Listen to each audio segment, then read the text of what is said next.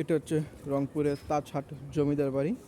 আপনারা এটি দেখতে পাচ্ছেন, অনেক সুন্দর একটা জমিদার বাড়ি এবং রয়েছে প্রত্নতান্ত্রিক নিদর্শন এবং কারুকার্য।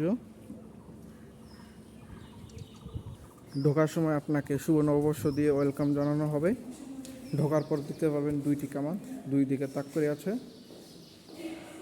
এবং এই দিকে হচ্ছে মেইন কক্ষ, যেগুলো আপনারা দেখতে পাবেন প্রথমে আসলেই। এখানে অনেক কিছু রয়েছে প্রত্নতান্ত্রিক নিদর্শন, যেটি আপনার অবশ্যই দেখা উচিত এবং কোনো জিনিসে হাত না দেওয়াই ভালো। এই দ্বিতীয় রুমটা আপনারা দেখতে পাবেন, অনেক কিছু রয়েছে। সবচেয়ে বিশেষ এবং আকর্ষণীয় হচ্ছে পবিত্র কোরআন এবং ফার্সি কবিতা